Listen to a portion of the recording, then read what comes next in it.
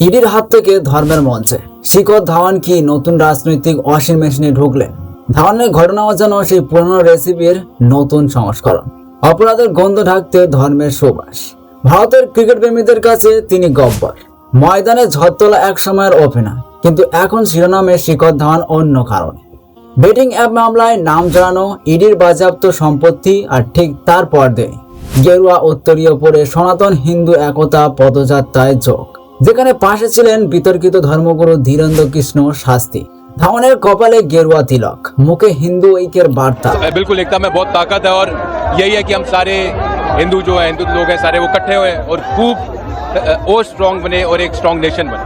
কিন্তু প্রশ্ন উঠছে, এটা কি ধর্মীয় বিশ্বাসের প্রকাশ নাকি রাজনৈতিক পরিত্রাণের আয়োজন? মাত্র কয়েকদিন আগে ইডি বাজেয়াপ্ত করেছে ধাওয়ানের প্রায় 6.5 কোটি টাকার সম্পত্তি। অভিযোগ, অবৈধ অনলাইন বেটিং অ্যাপে লেনদেন। তদন্ত জারি, আদালতের প্রক্রিয়াও বাকি। এর ঠিক পরদিনই দেখা গেল ধাওয়ান ধর্মীয় শোভাযাত্রায় গেরুয়া অবতারে। তিনি বলছেন, ধীরেন্দ্র কৃষ্ণ শাস্ত্রী হিন্দুদের এক করতে চাইছেন, হিন্দুদের একতা দেশকে শক্তিশালী করে। बिल्कुल एकता में बहुत ताकत है और यही है कि हम सारे हिंदू जो है हिंदू लोग हैं सारे वो इकट्ठे हुए और खूब और स्ट्रॉन्ग बने और एक स्ट्रॉन्ग नेशन बने। সোশ্যাল মিডিয়ায় তার ছবি ছড়িয়ে পড়তেই নেটিজেনদের একাংশ কটাক্ষে সরব। কেউ বলছেন ধাওয়ান রাজনীতির পথে পা রাখছেন, কেউ কটাক্ষ করেছেন ইডির ভয় পেলে ধর্মই শেষ আশ্রয়। আবার কেউ বলছেন ধর্ম পালন ব্যক্তিগত বিষয়, তাতে রাজনীতি টানা অন্যায়। কিন্তু যে বাস্তবটা চোখে পড়ে, ধর্ম এখন ভারতের সবচেয়ে নিরাপদ পিআর স্ট্র্যাটেজি। কারো মন্তব্য, ইডির থেকে সম্পত্তি বাঁচাতে ওয়াশিং মেশিনে ঢুকে পড়েছেন। কেউ আবার বলছেন ইডি মানুষকে ধর্মের পথে নিয়ে যাচ্ছে। দেখে ভালো লাগলো। দুর্নীতি থেকে মুক্তির সহজ রাস্তা হিন্দুত্ব। এই মন্তব্যগুলো নিছক ঠাট্টা নয়, বরং জনগণের এক গভীর হতাশার প্রতিফলন। যেখানে আইন নয়, ধর্মীয় আনুগত্যই হয়ে উঠেছে মুক্তির পাসপোর্ট। ভারতের নতুন প্যাটার্ন শুধু ধাওয়ান নয়, সাম্প্রতিক বছরগুলোতে দেখা গেছে এক অদ্ভুত রাজনৈতিক ধারা, যেখানে কোনো প্রভাবশালী ব্যক্তির বিরুদ্ধে ইডি বা সিবিআই তদন্ত শুরু হতেই কিছুদিনের মধ্যেই তারা হাজির হন কোনো গেরুয়া অনুষ্ঠানে বা ধর্মীয় প্রচারে। শিল্পপতি থেকে অভিনেতা, রাজনীতিক থেকে আমলা, অনেকে ধর্মীয় মঞ্চে যোগ দেওয়ার পর তাদের বিরুদ্ধে তদন্তের গতি রহস্যজনকভাবে কমে যায় বা থেমে যায় পুরোপুরি। জনগণের মুখে এই প্রক্রিয়ার নামই হয়ে গেছে ওয়াশিং মেশিন পলিটিক্স, যেখানে ইডি ধাওয়া মানেই রাজনৈতিক শুদ্ধি। ধাওয়ানের ঘটনাও যেন সেই পুরনো রেসিপির নতুন সংস্করণ। অপরাধের গন্ধ ঢাকতে ধর্মের সুবাস।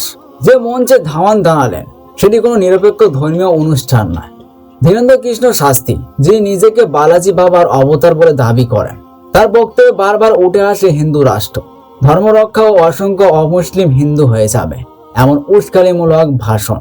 তার সনাতন হিন্দু একতা পদযাত্রায় রাজনৈতিক দলগুলির গেরুয়া ছাড়া অস্বীকার করা যায় না। তাই ধাওয়ানের উপস্থিতি শুধু ধর্মীয় নয়, এটি এক রাজনৈতিক সংকেত, বিশেষ করে এমন সময় যখন তিনি নিজেই তদন্তের মুখে। আর বাংলা নিউজের মালিকের কথায়, আমরা তার ব্যক্তিগত ধর্মবিশ্বাসকে অসম্মান করছি না, কিন্তু এমন একজন ব্যক্তি যিনি ইডির তদন্তের মুখে হঠাৎ করে হিন্দু ঐক্যের ডাক দিচ্ছেন, সেটি প্রশ্ন তো তুলবেই। আজকাল ভারতের ধর্মে ফেরা মানেই যেন তদন্ত থেকে মুক্তির পথ। রাজনৈতিক বিশ্লেষকরা বলছেন এটা কোনো বিচ্ছিন্ন ঘটনা নয়, বরং এক পরিকল্পিত ইমেজ রিব্র্যান্ডিং, ধর্মীয় আবহে নিজেকে নৈতিক ও নিরপরাধ হিসেবে প্রতিষ্ঠা করার কৌশল। শিখর ধাওয়ান, যিনি একসময় ভারতের জার্সি পরে কোটি মানুষের ভালোবাসা পেয়েছেন, তার এই আচরণ সেই বিশ্বাসেই আঘাত হানে। যখন দেশের তরুণেরা তাকে রোল মডেল হিসেবে দেখে, তখন তার কাছ থেকে তারা ন্যায়ের, সততার এবং সাহসের বার্তা আশা করে, ধর্মে আশ্রয় নিয়ে পরিত্রাণ নয়। শিখর ধাওয়ান একসময় ভারতের গর্ব ছিলেন। তার ব্যাট থেকে ঝড় উঠত, দেশ উল্লাস করত। আর সেই মানুষটির ধর্মীয় আবির্ভাব কি সত্যিকারের বিশ্বাস থেকে, নাকি এটা ভয়, রাজনৈতিক বা আইনি প্রতিক্রিয়ার ভয়? যে দেশে হিন্দুত্ব হয়ে উঠেছে এক অঘোষিত সনদ, সেখানে গেরুয়া পরে মঞ্চে উঠলেই অতীতের সব দাগ যেন ধুয়ে যায়। অপরাধ করেও পার একমাত্র উপায় রাজনীতি, আর রাজনীতির সহজতম দরজা হলো ধর্ম। শিখর ধাওয়ান হয়তো ধর্মের শান্তি খুঁজছেন, কিন্তু ভারতীয় সমাজ আজ প্রশ্ন করছে, এটা কি প্রার্থনা নাকি প্রচার? ধাওয়ানের কপালের গেরুয়া তিলক আজ শুধু তার ধর্মীয় বিশ্বাসের প্রতীক নয়, এটি ভারতীয় রাজনীতির বর্তমান বাস্তবতার প্রতিফলন, যেখানে ইডির ভয় ধর্মের জয়, যেখানে তদন্তের আগে ধর্মীয় যাত্রা আর বিচার হয় টিআরপিতে। এই ভারতবর্ষে আজ ধর্মই হয়ে উঠেছে নতুন ইমিউনিটি, আর বর্তমানে ধাওয়ান কেবল সেই ধারা সর্বশেষ না।